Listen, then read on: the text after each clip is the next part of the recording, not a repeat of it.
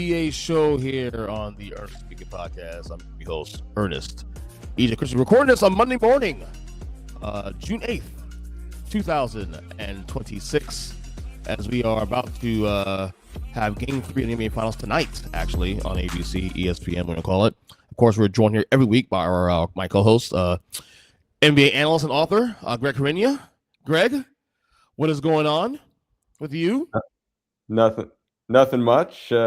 Just watching the games, enjoying basketball. Thanks so much for having me. What was that grin for, buddy? You ain't know I'm getting that, bro. You got some news to share, buddy. I figured you were leading me somewhere, so yeah. You already know how this helps. Yeah, I got engaged last week. Much appreciated. Yes. Congratulations to you, your beautiful fiance. It's awesome stuff. I was kind of shocked to see it on the timeline last night. I was like, oh.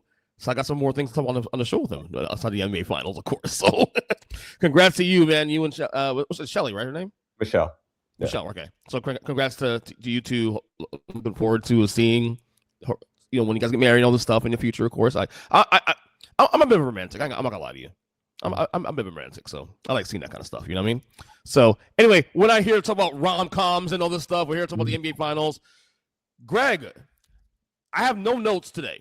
I told you. This is the fly by the seat here. Finals only here, no news to talk about. You told me this 2-0 Knicks right now. Going to New York, Game 3 tonight. I was saying, nah, maybe a split. I can see a split, definitely, but 2-0 Knicks. And we're going to the Garden now? And the Garden, who has not seen an NBA Finals game in 27 years, an opportunity to win a first title in 53 years, in the thirstiest fan base in the NBA, and arguably the thirstiest fan base in all sports. That's a bad combo for the Spurs, bro. And yet we are here.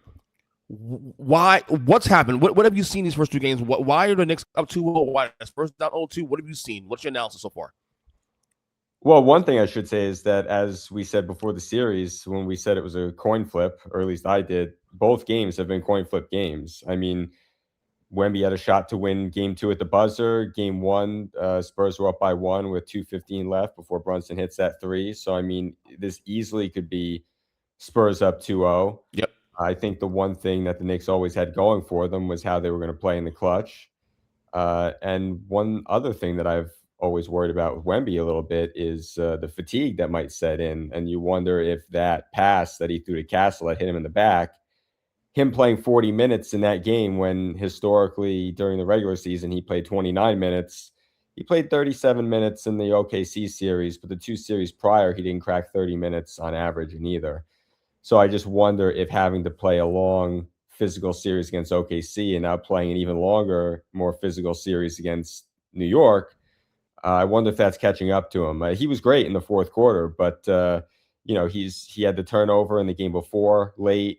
Where he was dribbling the ball and then lost control of it, and then the bad pass that ultimately cost them the game late in Game 2. So not that it all comes down to one team tiring out versus the other, but I do wonder, and I always wondered if that could come into play. I mean, he's still the best player in the series, and I'm still not counting them out either. I still think, based on the nature of the first two games, I don't want to say they could easily win the next two games, but I don't think that the Knicks are in the clear by any stretch. And one thing too about the crowd is that the crowd could also work against the Knicks, because now all the pressure's on the Knicks. People are already burying the Spurs and treating the series as it's over and that this coronation is coming. The Knicks still have to win 2 more games against a team that won 60 games during the regular season. So there's still a lot of work to be done, and the expectations of the crowd. You mean people like me? Who bought in. how frenetic the crowd is going to be. There's still work to be done, and you wonder if maybe it was easier for the Knicks playing on the road, where it was just them against the Spurs. Not saying that the Spurs don't have a great crowd, they do, but I mean, what is going to go on in MSG over the next 2 games is probably going to be unlike anything we've ever seen. So not only that, then you got the President of the United States going to be there tonight too. On top of that. On top of everything else. Yeah, and no outdoor viewing parties, which is kind of a shame. Yeah, ruining people's parties now. Yeah, I know. Bastard. You said a little. You said about the fact that it was a toss-up game, both games, and yes, that is true. But let's not act like the Spurs in both these games had double-digit leads. Sure. Yeah. Okay, they had a chance to run away with this thing. Yeah. But this is what my fear was coming to the series. Yes, we both picked the Spurs to win the series, right? But we did caveat. I know I caveated saying that my biggest fear was that their age, being so young, could pop out here, can show, and it's showing big time. Because a lot of times, what happens is that the youth thing in sports in general, especially in the NBA, it doesn't show in when you have a big lead. Because you have a big lead, you can run away with the whole thing and call it a day. It shows in the moments where games are tight. When the moments are very thin, the margin of error is minuscule, and you're seeing it in this series. I think this team might be a little too young for this moment, and that's why you're seeing the mistakes they're making. And they're not making like, passes were like, the Knicks cut them off, and that's what it is. They're making bad mistakes that bad teams make normally, or young teams make. They're making this. They're not ready for this moment right now. Let's not forget the Spurs. This Spurs team, and they're way ahead of schedule. First off, let's start there. I think we're forgetting that. This is Wemby's and this team's. Forget the fact it's the first time in the finals. This is their first playoff berth ever. So they did a lot of growing up in a span of 2 months. But sometimes, a lot of the youth inexperience happens in moments like Game 2, for example. That's why I said if the Spurs are going to win this series and win the games they win, they have to be comfortable wins. Because if those games get tight, that's where a guy like Jalen Brunson comes through. He's one of the best clutch players in basketball. He won Clutch Player of the Year last year, for example. He won an award for that. So I just think right now, based on these first 2 games, they might be too young for this moment. And I agree with you the fact that, yes, it could work against the Knicks in these next 2 games. With the guard being crazy, they can play out of their minds, whatever, and maybe come out cold, whatever. But at the same time, I have a hard time believing on the other side of the Spurs that can you mentally turn that around? 2 games you could have won at home. Now have to figure out a way to turn it up on the road in that environment. That's what my fear is for the Spurs. And that's why if you ask me right now how I feel the series is going to go right now, I think it's over. I think it's a sweep, honestly. But I could be wrong. I've been wrong about a lot of shit in the last couple months. So I'm sorry now. If you listen to this podcast, don't bet on what I'm saying. This is just my gut telling me this. My gut's been really bad for the last 4 or 5 months when it comes to sports betting. So just saying. Yeah, I mean, I think San Antonio is going to win tonight, to be honest with you. Really? And I think the whole series is going to come down to Game 4. Yeah, I mean, I feel like the Knicks only being a 2.5-point favorite, considering they've got a 2-0 series lead going home. The Spurs were 6.5-point favorites going into Game 2. And obviously, they lost. So, I mean, maybe Vegas doesn't have also the series either. But I just feel like the Spurs are not the Cavs. Like, I feel like they have more fight in them. I agree with that. I think coaching wise, Wemby as a leader, I think that they have a lot more tenacity and less give up than what the Knicks saw with the Cavs. So I don't think that you're going to see them just get ready to go 1-2-3 Cancun. I think that that they are going to go down swing to the final buzzer, whether that's a sweep or whether that's pushing the series to 6 or 7 games. I mean, obviously now, looking at what we've seen, it would be foolish to still take the Spurs. I mean, I think the Knicks are in position to win the series. But I don't think that it's going to be easy by any stretch, like the previous series were. Yeah. Like Philadelphia had some give up. Atlanta in Game 6 had some give up. Cleveland, I felt like after they blew Game 1, after coming off 2 7-game series, I feel like they had some give up. I don't see the Knicks getting that from the Spurs. And the Spurs, again, have been – go ahead. Was that? But I also want to say, too, the one good thing going for the Knicks is that Jalen Brunson, outside of the flurry at the end of Game 1, he really hasn't been good. I mean, he shot 33% from the field. I think he's like 19 for 61 shooting in the series, 24% from 3. He has not played well. So, I mean, if you get one moderately good game from him, that could, really swing the pendulum towards the Knicks. And the Knicks have been surviving his bad games, basically. Obviously, again, you give him credit for turning it on down the stretch of Game 1.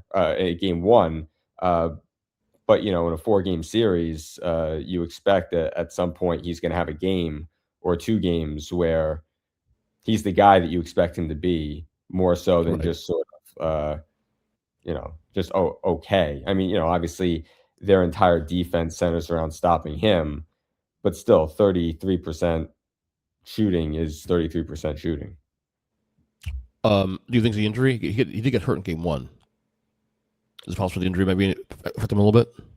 I mean, I'm sure every guy's banged up this year. I would say no. I don't think it's to the point where he's. But he had the injury literally game 1, literally, and he had to leave the court for a little bit. Remember?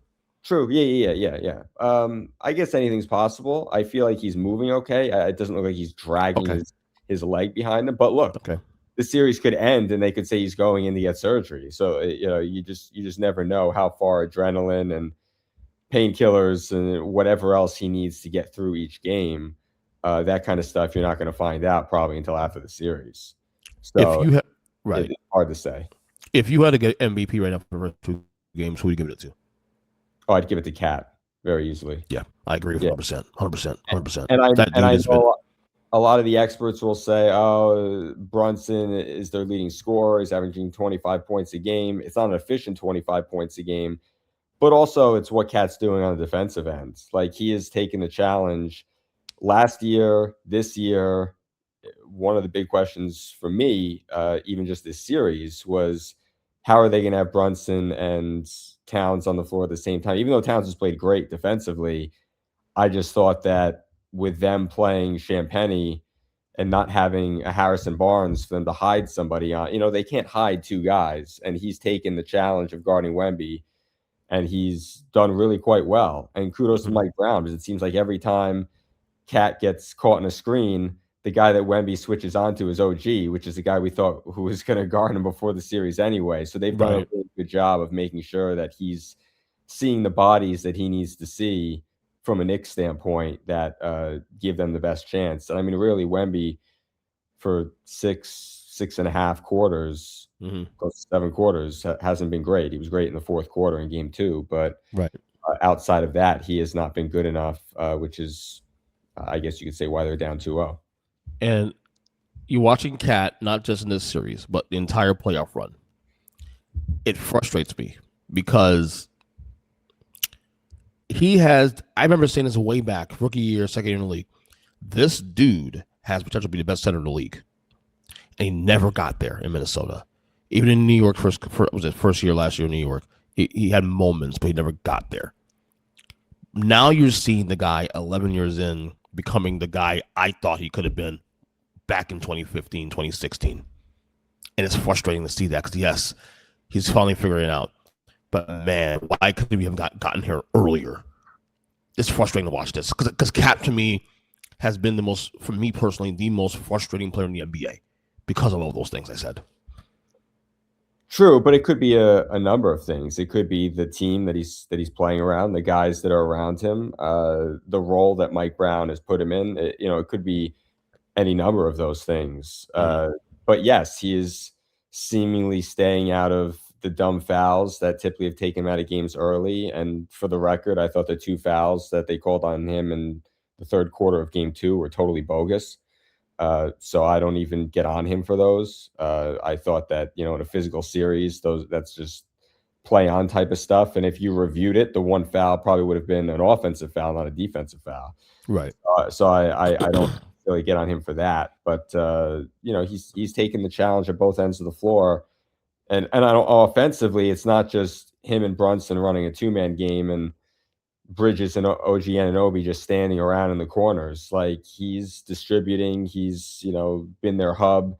They're running pin downs for Brunson off the ball. It's not just Brunson dribbling up and those 2 guys trying to make something happen against the defense and then everybody else standing around. That's why you're getting the cutting, the ball movement, etc. And also, like, the Knicks have had a pretty productive bench. So, I mean, he's been surrounded by a lot of capable talent. Shamet, another one, had a big game in game 2. Yeah, in addition to Towns just flat out playing better. That's obviously part of it too. But also, I want to give credit to the guys and the coaching around him for putting him in positions to succeed, in addition to him succeeding in the role. They could put him in a million different positions and he could still fail. So kudos to him, but also kudos to them as well. One problem I see the Spurs, especially in both these games, and tell me if you agree with me on this, is that both these games where they have big double-digit leads, game 3 and third quarter, third quarter of game 1, second quarter of game 2, double-digit leads, had a chance to run away with the game. And yet, all they're doing is shooting bailout threes, and missing, and allowing the Knicks back in the series, in the game. Do you see the same thing? That's frustrating. Like, to me, that's coaching. If you're missing threes up 12 or up 13 or 14, take the ball to the basket. If I'm Mitch Johnson, I'm saying take the ball to the basket. Stop settling for jump shots because you're bailing out the Knicks. They get a fast break. They get back in the game. Are you seeing the same thing also too? I'm saying. Yeah, but I mean, I feel like you see most teams go down this path. I mean, that's what knocked the Celtics out of the playoffs. I mean, they couldn't get away from jacking up threes. And I think it's easy for teams to settle into that because in many ways it's the easiest shot to get. But part of the maturation process of Wemby is going to be getting him closer to the basket and allowing him to, maybe he needs to develop more footwork. Like imagine if he had the footwork that Brunson does around the rim. I mean, even the shot that he got to win the game in game 2, it's a good look for him.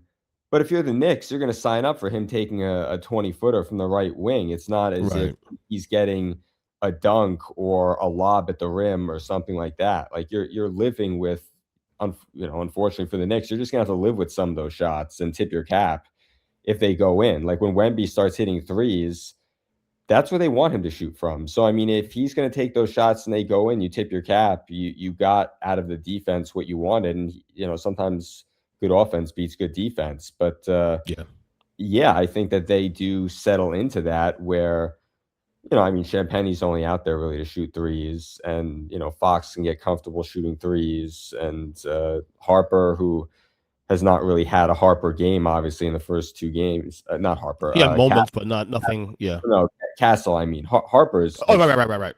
Has been quite good. I'm talking about Castle. Castle has not been the dominant force that he's been in previous series. And look, maybe that comes tonight, or maybe it doesn't come at all. I mean, he's still young, so it's hard to say. But you have a lot of guys that are hoisting threes. And I mean, Champagne, I feel like in both games has been hot to start the game. Mm-hmm. But then when you look at his numbers, it's like he really cooled down late. So yeah, they really have not shot the ball well from distance. And I think, especially with Wemby, like, okay, if you're going to shoot the ball from distance, that's fine. Because if he's in the post, that's getting more open looks for his teammates. If he's going to stand around the perimeter or stand 25 feet away from the basket, the Knicks are going to live with that. I know you said the top of the show that the Spurs are still alive in your eyes, even though they're down 0-2. Would you still say, if you had to predict right now, based where we're at this series, are you still going to go Spurs, or is the tide turned in your eyes? No, I mean, I think the tide has turned. I mean, if I had to put money on it now, I'd bet on the Knicks. Knowing what I know about the first 2 games, right. But I don't think that it's going to be a sweep, and it wouldn't shock me if it went 6 games, let's say. If New York loses tonight, no, sorry. If New York wins tonight, rather, do you still don't see a sweep? Oh, if they win tonight, I would expect it to be a sweep, but because that crowd will be absolutely bonkers at Game 4. If you think ticket prices are high now for Game 4, if the Knicks win tonight, Game 4 prices for Wednesday night is going to be bonkers. Yeah, it'll cost $10,000 just to get in the door. Yeah. You know what's funny? I was telling somebody the other day, even if I had James Dolan money, I wouldn't pay that. Yeah. I'm sorry. I just wouldn't pay that. I'd rather be home watching the game. Yeah. And Greg, maybe I'm old. Maybe I'm just old and rather watch reruns of Cheers after I'm done watching the game after, which I've been doing, by the way, for the record. But no, seriously, that shit does not appeal to me anymore like it used to. I'm an old man, bro. I love being in my home, watching my TV and doing my thing with my kids and my wife, and I'm good with that, bro. Yeah, I mean, even if you had that kind of money, it could go much better places than spending 2 hours watching a basketball game that you could easily watch on TV. So you agree with me? Like if yeah, you were James Dolan or Rich, you would not pay that kind of money to go to a finals game. no. I mean, Dude, we are you and I, man. You and I both. and also I've been to so many NBA games throughout the years when I was covering the Nets. It's like, it's not like I've never experienced an in-person NBA game or an in-person playoff game or multiple playoff games. So, I mean, obviously this will be a totally different experience, but not to where I'd want to mortgage my entire future for it just to get that experience. Right. I know you're not in New York. You're outside. You're in Jersey. But what is the Yeah. vibe there? Because there are Knicks fans. There are Knicks fans in Jersey too. Obviously. What's the vibe there right now that you're seeing in your purview? I mean, you definitely see some Knicks stuff out. Like when we went shopping yesterday, like food shopping, you see a number of people with Knicks stuff on. But I mean, to be fair, I was in South Jersey for the last week when I was on vacation. So I mean, Cape May is Philly country. So that's you're not going to get many Knicks fans down. Sixers and Yes, Eagles and you see a lot of Eagles and Phillies garb down there. So I mean, yeah. So I wouldn't say that was a good litmus test for where the fan base is. But even just going to Whole Foods yesterday, I mean, I saw 2 people wearing Knicks stuff. So I mean, it's nice. Which I normally wouldn't see during the regular season. So I'd imagine that people are psyched, people are pumped for it. I will say I've seen quite a few Knicks things down here in South Florida. Because look, we're mixed, people here. A lot of transplants down here. I mean, including myself. I'm born in New York. And there are a lot of Knicks people who I know personally, Knicks fans out there. My brother's a diehard Knicks fan.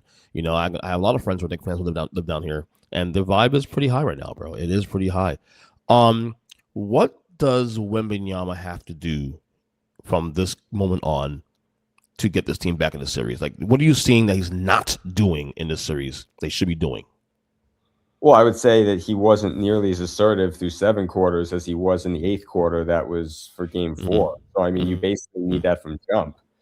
But again, the question for me becomes, does he have enough gas in the tank to do that for 40 to 42 minutes? Because whether it was last series against OKC or this series, they're getting hammered in the Cornet minutes, which is why he's barely played in this series. But conversely, you're asking Wemby to carry a lot of the load. But I mean, last game, I think he had 7 points at halftime. I mean, the Knicks will skip out of the Garden if that's the case in either one of the halves tonight, because he just was not enough of a factor. You need him to have a 30-point, 15 rebound, 4 block sort of effort for them to win the game, which he's certainly capable of. He's done it before. But if he doesn't do that, I don't see them winning. I mean, but he's capable of it, which is why I think that they're still in it. And again, there's no quitting him. So I think if you're ever going to get the best version of him, tonight's going to be the night. And I think he's a good enough leader that the guys will follow him. Now, look, that doesn't mean that Brunson's not going to get on track too. I mean, like I said, it's not like everything's been perfect for the Knicks. I mean, the Knicks can look at the film and say, we've got plenty of areas to get better. I mean, look, they were down double digits in both games, as you mentioned before. So it's not as if the Knicks are playing perfect basketball, despite having won 13 straight. But I think for Wemby, he's got to be 4th quarter Wemby from last game in quarter 1 tonight. Right. I agree. So before we get out of here, last thing I want to ask you. So here's the schedule for us of the series, potentially. Game 3 tonight. Game 4 Wednesday. Game 5 on Saturday. Game 6 on Tuesday. Game 7 on Friday next week. We come back here and do a podcast next Monday or Tuesday. Probably Monday. We'll see. Are we still playing basketball when we get back here next week? In your prediction. It's a prediction. Are we playing basketball still? Are we previewing Game 6 next week when we come back here? Or are we crowning the New York Knicks as the NBA champions for the first time for 3 years? I mean, that's tough, but I'll say that the Knicks are up 3-2 going into Game 6, and that we're still playing basketball. Okay. And I know you think that it's going to be a sweep. So we have right now. I just think they're too young for this moment. Mhm. I just think and you know the history of basketball. This is more pertaining to Wemby and stars of this league. Mhm. There's got to be a process.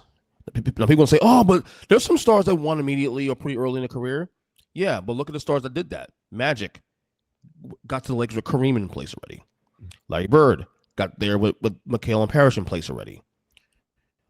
Tim Duncan got there with Dave Robinson in place already. So they came into situations where there already was a position for the team to already be great, or were in just a piece away from winning a championship, as a young player. Whereas the Jordans of the world, even Kobe and Shaq, Kobe got there one early because Shaq was there already. Most stars, go ahead. Also, one point, like with Magic Johnson, he struggled in his first playoffs. I mean, he got the nickname Magic Johnson. So, I mean, and he got that nickname after winning 2 titles. Yeah. So, yeah. Jordan didn't get his first one to his 7th year. LeBron didn't get his first title to his 7th year. There's typically a process to go through as a star before you start winning titles. Sure. Wemby got to a team that was terrible. And they are fast-tracked this thing. They are way ahead of schedule. So you have to have a perspective. And I'll say it again. Get these Spurs now while you can. Because you said this last week on the podcast, and you were absolutely correct on this. Because this will be the worst version of the Spurs. Because whether it's this year or next year, they're winning a title within the next year or two. Okay? And the Knicks are kind of on the clock here a little bit. They're not necessarily old, but there's some pressure to get this shit done now. Because we don't know how long to keep that team together, that core together. The East will be better next year. So there's a window where the Knicks have to win this thing really right now. Oh, I mean, if you're the Knicks, you will never get a better opportunity than what you're presented with right now. Because if I'm picking next year, we can forecast real quick before we get out of here. If we're picking the East next year, I mean, the Knicks will be one of the favorites. Yeah, sure. But am I going to say they're the absolute heavy favorites in the East? No, because Boston's back next year. Indiana's back next year. But Indiana, by the way, the Indiana team that beat them last year in the conference finals. There'll be teams improved. Anderson improved next year. Philly, I know they were kind of weird, but if they're healthy at the right time, they could be a problem. So there's a lot of things there in the Eastern Conference that the Knicks can, they have to be very careful with. That's why the window for the Knicks is this next week. Yeah. In my opinion. Yeah. So whereas the Spurs, they're still ticking up. And if they win the title this year, they got ahead of schedule. And they're still ticking up regardless. Yeah. So you got to do what you can. So anyway, Greg, good job as always. Like I told you, get done in 30 minutes or less. And we did that. So anything else you want to say before we get out here? Nope. Just looking forward to watching the games. And we'll see which one of us is right when we convene next week. Yeah, I'm praying for a longer series for the record. But I released my rant of the week today, by the way, and I explained my whole Knicks bittersweet, why I have a hard time for the Knicks. I explained it on the podcast basically this morning. But it's weird because I'm a New Yorker. All my teams from New York. The Knicks, it's a weird situation with the Knicks. Why I have a hard time rooting for them. Number one, I hate James Dolan. Number one, so it is what it is. But yeah. So good job by you, Greg. We'll see you next week. Good job, and once again, congratulations to you. Thanks so much. I really appreciate it. You got it, brother. Go Heat, bitch.